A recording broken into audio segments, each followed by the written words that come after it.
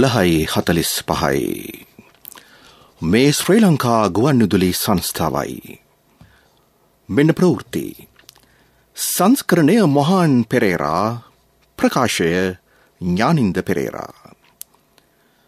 වසංගතයෙන් පසු ආර්ථික ප්‍රකෘතියට කලාපේ සියලු දෙනා සහයෝගයෙන් එක්විය යුතුයයි ජනපති ඉන්දීය සාගර සමුළුවේදී කියයි. ඝාතනය වූ ශ්‍රී ලාංකිකයා වෙනුවෙන් වන්දි ලබා දෙන බව පාකිස්තානය පවසයි. ඇසිදිසි රක්ෂණාවරණයෙන් මාධ්‍යවේදීන් වඩාත් සුරක්ෂිත වෙයි. වත්මන් අර්බුද හමුවේ ඉල්ලා සිම හැර ආණ්ඩුවට විකල්පයක් නැති බව විපක්ෂ නායක පෙන්වා දෙයි. දෙමළ පක්ෂ තුනක පොදු සන්ධානය මැතිවරණ කොමිසම පිළිගනී. සපුගස්කන්ද තෙල් පිරිපහදුව අඟහරුවාදා සිට විවෘතයි. සතුරාගේ දෙයස්වලටම විෂවිදින මාරන්තික විෂනාගයා දෙහිවල සත්වෝද්‍යානයට. මෙරටට ආනයනය කෙරෙන්නේ ගුණාත්මක බවින් ඉහළ ඉන්ධන පමණක් බව තහවුරු කෙරේ. ඇෆ්ගනිස්තානයේ හිටපු ආරක්ෂකංශ සාමාජිකින් ඝාතනය කරන බවට තලිබාන් සංවිධානයට චෝදනා. ලංකා ප්‍රීමියර් ලීග් ක්‍රිකට් තරඟාවලියේ දෙවනාදීරට සියලු කටයුතු සූදානම්. මේ ප්‍රවෘත්ති ප්‍රකාශය ශ්‍රී ලංකා ගුවන්විදුලි සංස්ථාවෙන්.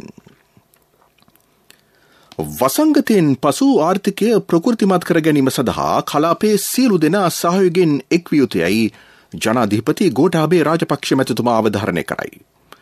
එක්සත් අරාබි එමිරාජ්‍යයේ පැවැත්වෙන ඉන්දීය සාගර සමුළුවේ ආරම්භක දේශනය කරමින් එතුමා මේ බව කීවේය. වසංගතයට එරෙහිව සටන් කිරීම සඳහා ලෝපුරාගත් ක්‍රියාමාර්ග හේතුවෙන් දැඩි පිරිවැයක් දැරීමට සිදුවේ. ආර්ථික ක්‍රියාකාරකම්වලටද ශීඝ්‍ර මන්දගාමීත්වයක් පවතී.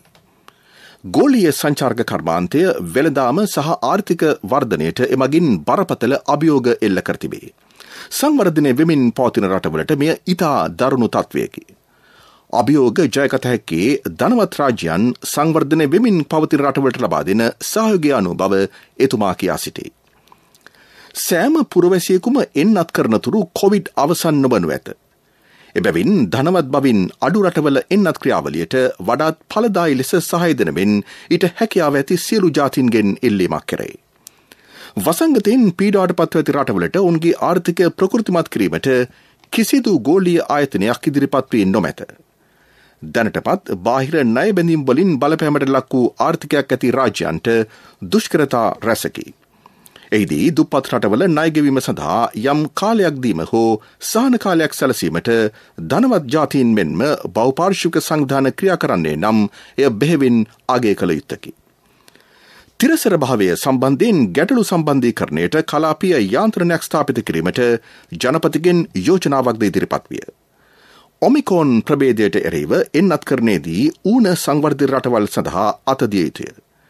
මිනිස් ජාවාරම, මද්‍රව්‍ය ජාවාරම, ආගමිකාන්තවාදය හා ත්‍රස්තවාදය මැඩලීමට කලාපයේ රටවල් අතර මනා සම්බන්ධීකරණයක් අවශ්‍ය බව එතුමා මෙහිදී කීවේය. රටවල් 18ක විදේශ අමාත්‍යවරු, රටවල් 40කට වැඩි සංඛ්‍යාවකින් නියෝජිතෝ 200කට වැඩි සංඛ්‍යාවක් මෙම සමුළුවට සහභාගී වී සිටිති. තම රටේදී ඝාතනය වූ ශ්‍රී ලාංකිකයා වෙනුවෙන් වන්දි ලබා දෙන බව පාකිස්තානු රජය සඳහන් කරයි. පාකිස්තාන විදේශ අමාත්‍යාංශය ඊට අවශ්‍ය ක්‍රියාමාර්ග ගනිමින් සිටින බව එරට ජනමාධ්‍ය අමාත්‍ය ෆුආඩ් චෞධරි පවසයි. තම රටේ සිටින සෙසු ශ්‍රී ලාංකිකයින්ගේ ආරක්ෂාවද තහවුරු කිරීමට ක්‍රියාමාර්ග ගෙන ඇති බව ඔහු කියා සිටී.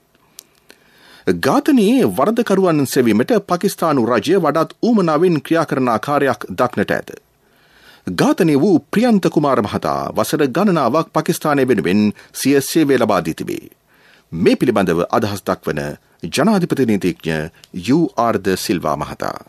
යම් කිසි අවස්ථාවක කොමන රටක හෝ විදේශිකයෙකුට එවැනි දෙයක් වුණාම ඒ රටේ රජයේ යුතුයකම තමයි අදාළ ජාතිකයාගේ රාජ්‍යයට දැනුම් දීලා ඒ රාජ්‍යයේ බලාපොරොත්තු වෙන පරිම මට්ටමින් ඒ නීතිය අනුගත කරලා ඒ පුද්ගලයන්ට විරුද්ධව ක්‍රියා කිරීම. එවැනි අවස්ථාවක් දැන් උද්ගත වෙලා තින්නේ අපිට බලාගෙන සිටින වෙනවා ඒ රාජ්‍යයේ ඉදිරි පියවරවල් ගන්නේ කොහොමද කියලා. වඩාත් විශේෂත්වය තමයි එහි රැකියාවේ නියුතු අනිකුත් ශ්‍රී ලාංකිකයන්ගේ ආරක්ෂාව. ඒ සම්බන්ධයෙන්ද පාකිස්තාන රජය යොසුරුව ක්‍රියා කරලා එයාගේ ආරක්ෂාව තහවුරු කරනවා ඇති කියලා අපි බලාපොරොත්තු වෙනවා. මේ අතර ශ්‍රී ලාංකික කළමනාකරුට අමානුෂිකව ඝාතනය කිරීම සම්බන්ධයෙන් ශ්‍රී ලංකාවේ මුස්ලිම් සිවිල් සමාජ කවුන්සලයේද දැඩි සංවේගය පළ කර ඇත. ඝාතනයේද තරයේ හෙලා දැක තිබේ. ඇසිදිසි හදිසි අනතුරු හා වෛද්‍ය රක්ෂණ යෝජනා ක්‍රමය වත්මන් රජයේ සෞභාග්‍යයේ දැක්මන ප්‍රතිපත්තිය අනුව මෙරට මාධ්‍යවේදීන්ට ලැබුණු සුවිශේෂී වරප්‍රසාදයකි. එහි මුල් අධීරයේදී ජනමාධ්‍යවේදීන් 3000කට ඇසිදිසි රක්ෂණාවරණය ලබා දීමට නියමිතයි. මේ සම්බන්ධයෙන් ප්‍රවීණ මාධ්‍යවේදීන් සඳහන් කළේ මෙරට මාධ්‍යවේදීන්ට රක්ෂණාවරණයක් ලැබීමේ කාලය බොහෝ ඉක්මවා ඇති බවයි. එහෙත් ප්‍රමාද වී හෝ එය ආරම්භ වීම සතුටට හේතුවක් බව ඔවුහු කියති. 88-89 සමයේ ජනතා විමුක්ති පෙරමුණේ භීෂණයන් කොටිත්‍රස්තවාදී භීතියත් පැවති අවස්ථාවන්නේ මාධ්‍යවේදී වූ ජීවිතය පිළිබඳ කිසිදු ආරක්ෂාවක් නොමැතිව තම කටයුතු සිදු කළහ. එවැනි තර්ජන අවසන් වුවත් ජනමාධ්‍යවේදීන්ට විවිධ වංචනිකින්ගෙන් හා ජාපාරම්කරුවන්ගෙන් තර්ජන පවතී. කැලෑ කපන, වැලිගොඩ දමන, පරිසරයට හානි කරන පුද්ගලයින් මෙන්ම මද්‍රව්‍ය ජාවාරම්කරුවන්ගෙන් දෙවැනි තර්ජන පවතී. වඩාත් ඊට ගොදුරු වන්නේ ප්‍රාදේශීය මාධ්‍යවේදීන්ය. එවැනි තර්ජන හමුවේ වඩා ධෛර්යමත්ව තම රාජකාරිය කරගෙන යාමට සවියක් ඇසිදිසි රක්ෂණාවරණයෙන් ලැබේ. ඉකුත් කොවිඩ් සමයේ මාධ්‍ය ආයතනවලට ආදායම අහිමි විය. මේ නිසා මාධ්‍යවේදීහුද දුෂ්කරතාවට පත් වූහ. ජගත් සංවිධානයේ ප්‍රඥප්ති මගින් මාධ්‍යවේදියාගේ ආරක්ෂාව තහවුරු කර තිබේ. ඇසිදිසි රක්ෂණාවරණයෙන් එය යථාර්ථයක් වී ඇත. මෙමගින් මාධ්‍යවේදියාගේ රැකියා සුරක්ෂිතභාවයද තහවුරු වෙයි. මේ ප්‍රවෘත්ති ප්‍රකාශය ශ්‍රී ලංකා ගුවන්විදුලි සංස්ථාවෙන්. ශ්‍රී ලංකා ඉන්ෂුරන්ස් පියකුමින් මවකමින්.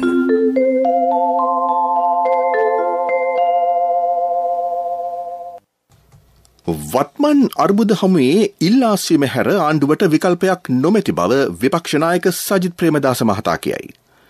ජනතාව පීඩාවට පත් නොකොට රට ගොඩනැගිය හැකි කණ්ඩායමකට ආණ්ඩුව බහර දීම සුදුසුම ක්‍රියාමාර්ගයේ බව ඒ මහතා සඳහන් කරයි.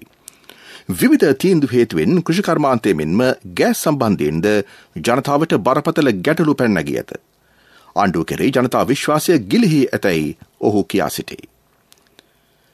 ප්‍රජාතන්ත්‍රවාදී ජනතා පෙරමුණ, කම්කරු ජාතික පෙරමුණ සහ කඳුරට ජනතා පෙරමුණ යන පක්ෂ තුන එකතු වී පොදු සන්ධානයක් ලෙස පිහිටුවාගත් දෙමළ ප්‍රගතිශීලී සන්ධානය දේශපාලන පක්ෂයක් ලෙස මැතිවරණ කොමිසම පිළිගෙන තිබේ.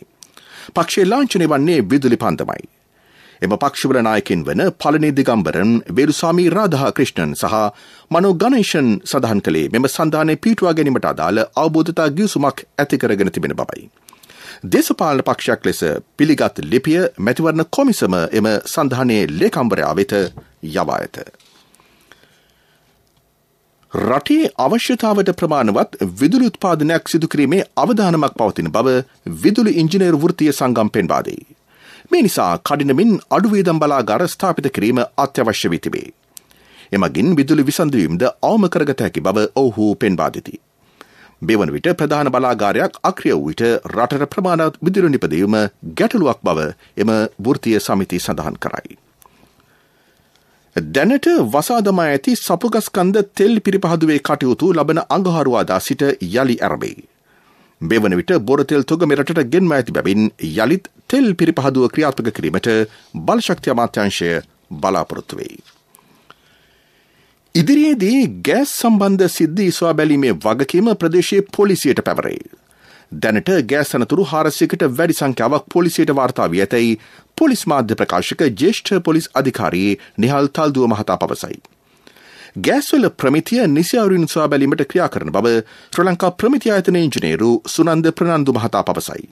ඒත් ගෑස් සම්බන්ධයෙන් ජනතාවට මතුවී තිබෙන ගැටලු සම්බන්ධයෙන් විසඳුම් ඇත්තේ ගෑස් සමාගම් සතුව බව අමාත්‍ය එස්.එම්. චන්ද්‍රසේන මහතා කියයි.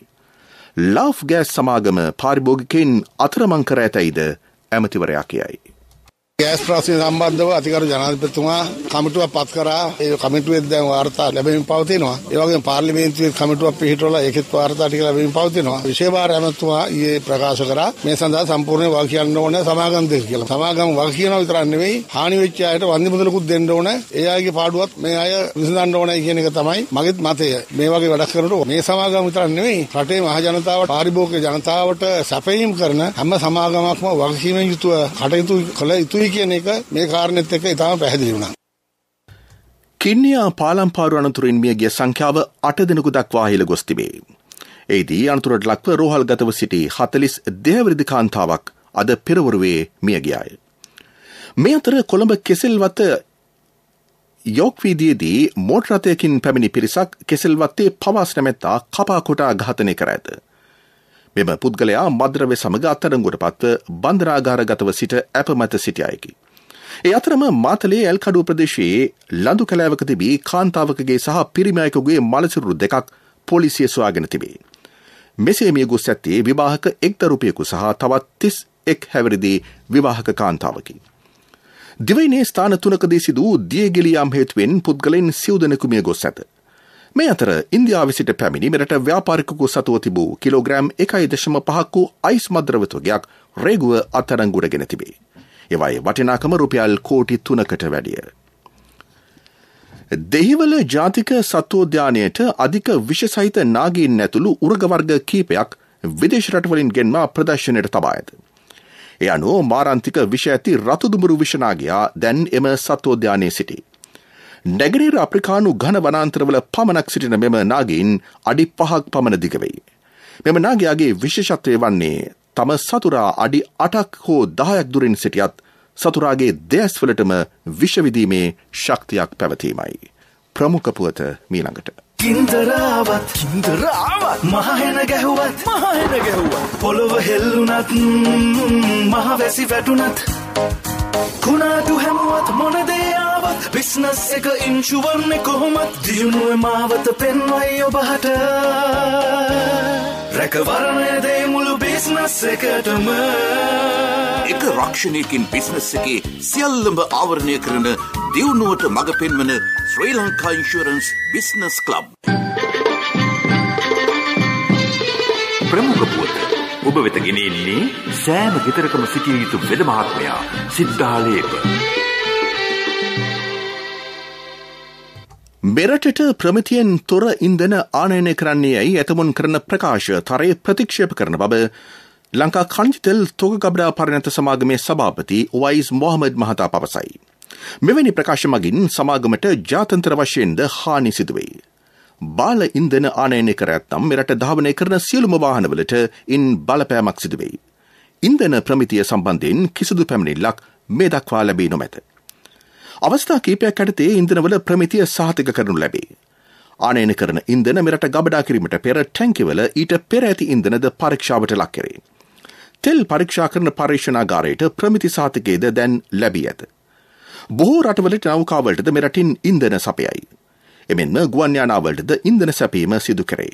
මේ නිසා ලංකා ඛනිජ තෙල් තොග ගබඩා පරිණත සමාගම ජාත්‍යන්තර වශයෙන් කීර්තියටපත් ආයතනයකි. එබැවින් අසත්‍ය ප්‍රචාර කිරීමෙන් වළකින්නැයි ඉල්ලීමක් කෙරේ. ප්‍රමුඛතම පුවත ඔබ වෙත ගෙන ආවේ සිද්ධාලේප ලක්වියාව. ශක්තියේ හඬ අවධානය පිණිසයි ඔබ වෙත ගෙනෙන්නේ තෘතීක හා වෘත්තීය අධ්‍යාපන කොමිෂන් සභාව. ගෑස් සම්බන්ධ අනතුරු රැසක් පසුගිය කාලයේ වාර්තා විය. එම අනතුරු වළක්වා ගැනීමට ජනතාව ප්‍රායෝගිකව ක්‍රියාත්මක විය යුතුය. සිලින්ඩරයේ ගෑස් කාන්දුවක් සිදුවන්නේ නම් දොර ජනෙල් විවෘත කළ යුතුය. රෙගුලේටරය ගලවා ඉන් අනතුරුව කුඩා පියනින් වැසිය යුතුය. ගෑස් සිලින්ඩරය ලැබෙන විට මෙම කුඩා පියන ලැබේ. සිලින්ඩරය වහා අදාළ ස්ථානයෙන් ඈත් කළ යුතුය. එමෙන්ම ගෑස් වාහනය වූ ප්‍රදේශයෙන් පැය භාගයක් පමණ ඉවත්ව සිටීමද වැදගත්ය. ගෑස් කාන්දු වන්නේ නම් ඉන් ගන්ධයක් වහනය වෙයි. ගෑස් සිලින්ඩරේ රෙගුලේටරය සම්බන්ධ වන ස්ථානයට සබන් වතුර දැමීම තරම් සුදුසු නොවන බව විශේෂඥ මතයයි. එම ස්ථානය වියලිව පැවතිය යුතුය. එමෙන්ම මුළු තැන්ගේ විවෘත කළ සැනින් විදුලි බල්බ දැල්වීම නොකළ යුතු අතර අවට ගන්ධය සොයා බලා එය සිදු කිරීම වැදගත්ය. කාර්මික සහ වෘත්තීය අධ්‍යාපන සහ පුහුණු පාඨමාලාවක් හැදෑරීමේදී ලියාපදිංචි ප්‍රතිත්වනය කරන ලද වෘත්තීය පුහුණු ආයතනයක් තෝරා ගන්න. ව්‍යාජව පුළුල් ප්‍රචාරයන් ලබා දෙන ආයතනවලට නොරැවටෙන්න. ලියාපදිංචිය සහ ප්‍රතිත්වනය ලබා NVQ සහතිකපත් ලබා දීමට හැකි ආයතන පිළිබඳ විමසීම සඳහා www.tvec.gov.lk වෙබ් අඩවියට පිවිසෙන්න. මේ පණිවුඩය ත්‍රිතීක සහ වෘත්තීය අධ්‍යාපන කොමිෂන් සභාවෙන්. ලෝක ප්‍රවෘත්ති අනුග්‍රහය CIB ජනජය වාසනා සමගින් නවතර සහ නව අවුරුදු සේල් ආරම්භුණා. දෙසැම්බර් මාසයේ පුරා ඔබේ විල්පත්‍ර වටිනා තෑගි තෙල් ගෝල්ඩ් ත්‍රිපත් සහ බැංකු කාඩ්පත් සඳහා 120ක් දක්වා වටම්. අදම CIB එන්න. ඇෆ්ගනිස්තානු ආරක්ෂක අංශවල හිටපු සමාජිකයන් ඉලක්ක කරගනිමින් සිදු කරන ඝාතන නතර කරන්නයි ඇමරිකාව ප්‍රමුඛ මිත්‍ර රටවල් තලිබාන් සංවිධානයෙන් ඉල්ලීමක් කර ඇත. රටවල් 22ක් ඒකාබද්ධ ප්‍රකාශනයකුත් කරමින් මෙය කර තිබේ. පැවති රජයට සහ එහි ආරක්ෂක නිලධාරීන්ට හානියක් නොකරන බවට දුන් ප්‍රතිඥාවට ගරු කරන්නයි ඉන් පැහැදිලි කර ඇත. ඝාතන සහ බලාත්කාරයෙන් අතුරුදන් කිරීම පිළිබඳ වාර්තා සම්බන්ධයෙන් තමන් දැඩි කනස්සල්ලට පත්ව සිටින බව එම රටවල් කියයි. මානව හිමිකම් සංවිධාන වාර්තා අනුව තලිබාන්වරුන් ඊට රටබාර ගැනීමෙන් පසු ඇෆ්ගනිස්තානු පැවති රජයේ සිටි නිලධාරීන් 100කට වැඩි පිරිසක් ඝාතනය කර ඇති බවට තොරතුරු හෙළි වී තිබේ. ඉන් 47 දෙනෙක් ආරක්ෂක හමුදාවල සිටි අය වෙති. ඔමික්‍රෝන් ලෝපුරා පැතිර ගියහොත් ගෝලීය ආර්ථිකය යළිත් මන්දගාමී වනු වෙතයි අන්තර්ජාතික මූල්‍ය අරමුදල පෙන්වා දෙයි. මෙවන විට ලෝකාර්ථිකයේ යළි ප්‍රකෘතියක් දක්නට ලැබේ. ඉකුත් කාලයේ ඩෙල්ටා ප්‍රභේදයේ පැතිරීම නිසා ලොව ප්‍රධාන ආර්ථිකයන් බලපෑමකට ලක්විය. අපේක්ෂිත ඉලක්ක කරා යොමු වීමට නොහැකි විය. ඔමික්‍රෝන් වාර්තා වූ සැනින් ලෝක වෙළඳපොලේ බොරතෙල් මිල ගණන් විශාල ලෙස පහළ ගියය. එමගින් ආර්ථිකයට සිදුවන තත්ත්වය පැහැදිලි වන බව එම මූල්‍ය අරමුදල සඳහන් කරයි. පාකිස්තානයේ සෞදි අරාබියෙන් ඩොලර් බිලියන 3ක ණය මුදලක් ලබා ගනී. 4% පොලියක් යටතේ එය ලබාගෙන ඇත. බෙවන විට ආර්ථික අර්බුද ගණනාවකට මුහුණ දීමට පාකිස්තානයට සිදුව තිබේ. විශාල වෙළඳ හිඟයක්ද පවතී. ලෝක ප්‍රවෘත්ති අනුග්‍රහය CIB ජනජය වාසනා සමගින් නවතර සහ නව අවුරුදු සේල් ආරම්භුණා. දෙසැම්බර් මාසයේ පුරා ඔබේ විල්පත්‍ර වටිනා තෑගි තෙල් ගෝල්ඩ් ත්‍රිපත් සහ බැංකු කාඩ්පත් සඳහා 120ක් දක්වා වටම්. අදම CIB එන්න.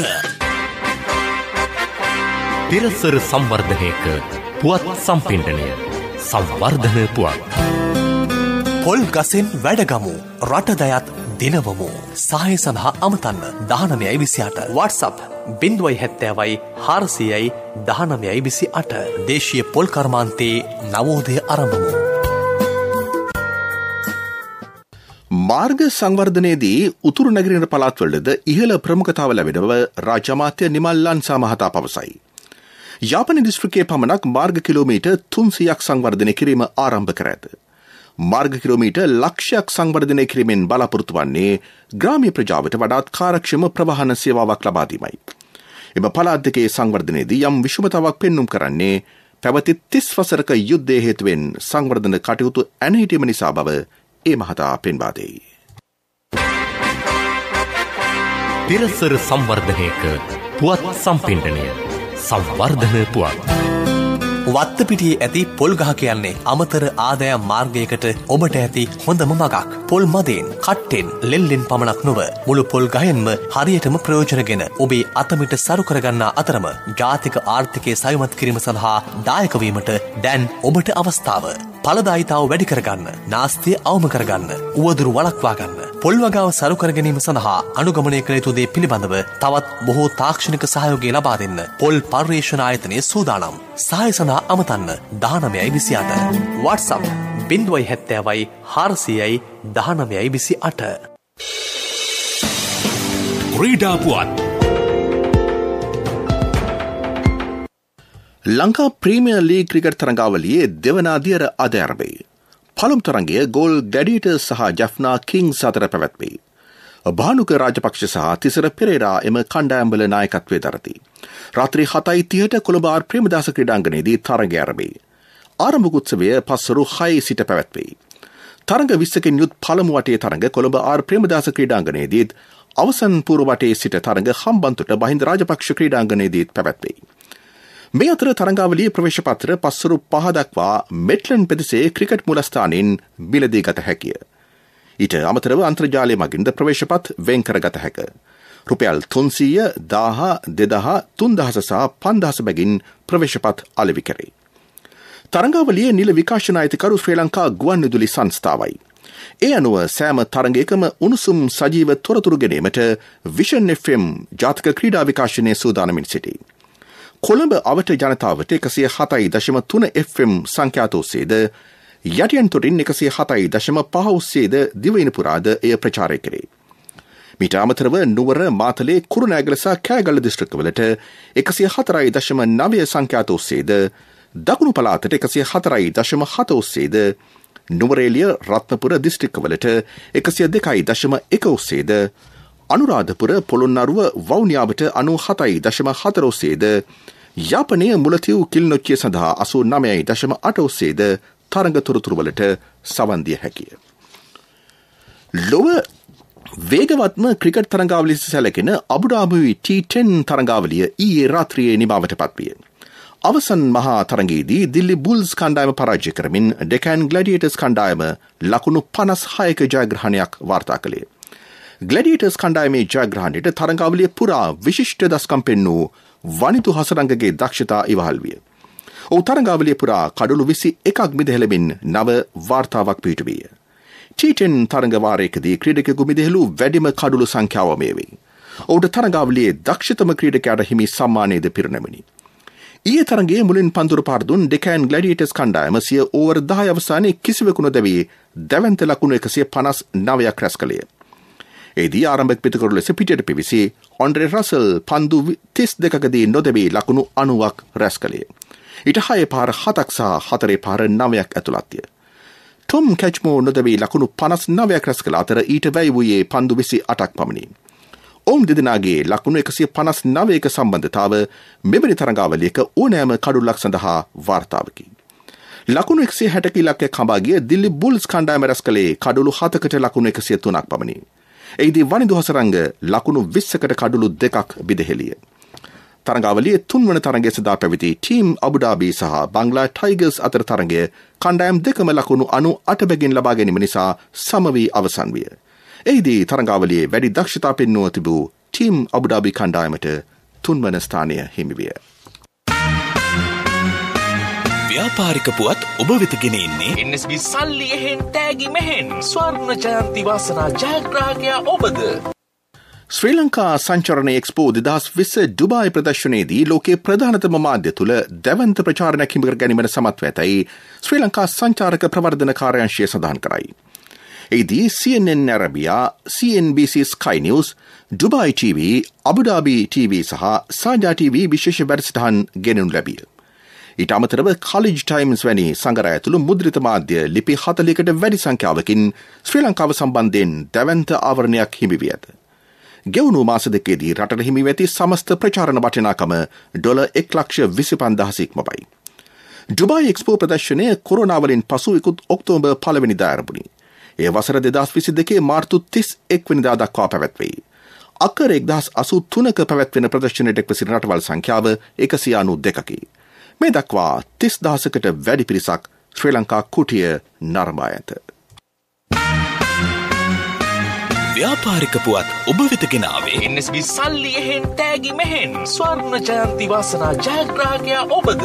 NSB ස්වර්ණ ජයන්තිය වෙනුවෙන් සුපිරි ජයග්‍රාහකයාට රන් පවුන් 50ක්, දෙවැනි ජයග්‍රාහකින් 10 දෙනාට ස්කූටර්, දෙවැනි ජයග්‍රාහකින් 10 දෙනාට iPhone, සිව්වැනි ජයග්‍රාහකින් 29 දෙනාට මවුන්ටන් බයික් 2021 ඔක්තෝබර් 1 වෙනිදා සිට 2022 සැප්තැම්බර් 30 දක්වා NSB Youth Trust හා අවමය මාසිකව ඇමරිකානු ඩොලර් 100ක් හෝ ඊට සමාන ඕනෑම විදේශ මුදලක් මාස 6ක් නොකඩවා එවන්න.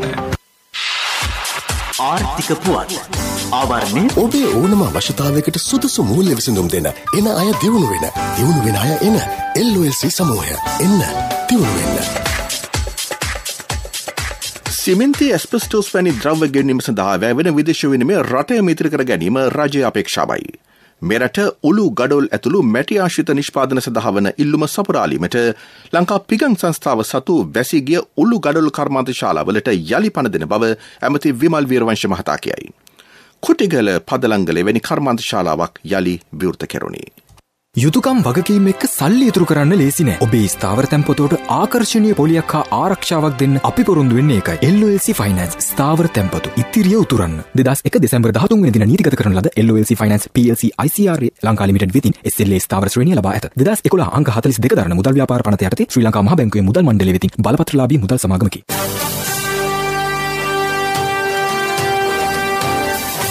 කාලගුණ වාර්තාව බස්නාහිර සබරගමුව මධ්‍යම ඌවසා දකුණු පළාත්වල තැනින් තැන සවස් කාලයේදී හෝ රාත්‍රී කාලයේදී වැසි හෝ ගිගුරුම් සහිත වැසි ඇතිවන බව කාලගුණ විද්‍යා දෙපාර්තමේන්තුව නිවේදනය කරයි. සබරගමුව මධ්‍යම ඌව හා දකුණු පළාත්වල ඇතැම් ස්ථානවලට මිලිමීටර් 75 ඉක්මවන තරමක තද වැසිද ඇතිවිය හැකිය. වයඹ සහ උතුරු මැද පළාත්වලත් වවුනියාව දිස්ත්‍රික්කයේ ස්ථාන ස්වල්පයක සවස් කාලයේදී හෝ රාත්‍රී කාලයේදී වැසි හෝ ගිගුරුම් සහිත වැසි ඇතිවෙයි. දිවයිනේ සෙසු ප්‍රදේශවල ප්‍රධාන වශයෙන් වැසි රහිත කාලගුණයක් පවතී. දිවා ප්‍රධාන ප්‍රවෘත්ති ප්‍රකාශයේ සිරස්තල දැන්වෙන්න යලිත්. වසංගතයෙන් පසු ආර්ථික ප්‍රකෘතියට කලාපේ සියලු දෙනා සහයෝගයෙන් එක්විය යුතුයයි ජනපති ඉන්දිය සාගර සමුළුවේදිකයයි. ඝාතනය වූ ශ්‍රී ලාංකිකයා වෙනුවෙන් වන්දි ලබා දෙන බව පාකිස්තානය පවසයි. ඇසිදිසි රක්ෂණාවරණයෙන් මාධ්‍යවේදීන් වඩාත් සුරක්ෂිත වෙයි. වත්මන් අර්බුද හමුවේ ඉල්ලාසීම හැර ආණ්ඩුවට විකල්පයක් නැති බව විපක්ෂ නායක පෙන්වා දෙයි. දෙමළ පක්ෂ තුනක පොදු සන්ධානය මැතිවරණ කොමිසම පිළිගනී. සපුගස්කන්ද තෙල් පිරිපහදුව අඟහරුවාදා සිට විවෘතයි. සතුරාගේ දෙයස්වලටම විෂවිදින මාරාන්තික විෂනාගයා දෙහිවල සත්වෝද්‍යානයට. මෙරටට ආනයනය කෙරෙන්නේ ගුණාත්මක බවින් ඉහළ ඉන්ධන පමණක් බව තහවුරු කෙරේ. ඇෆ්ගනිස්තානයේ හිටපු ආරක්ෂකංශ සමාජිකින් ඝාතනය කරන බවට තලිබාන් සංවිධානයට චෝදනා. ලංකා ප්‍රීමියර් ලීග් ක්‍රිකට් තරඟාවලියේ දෙවනාදියරට සියලු කටයුතු සූදානම්. දිවා ප්‍රධාන ප්‍රවෘත්තියින් සමප්තයි. අපගේ මෙම ප්‍රවෘත්ති ප්‍රකාශයට www.slbc.lk වෙබ් අඩවිය ඔස්සේද ඔබට සවන් දිය හැකියි. ජාතික ගුවන්විදුලියේ මීළඟ ප්‍රධාන ප්‍රවෘත්ති ප්‍රකාශය සවස 6ට.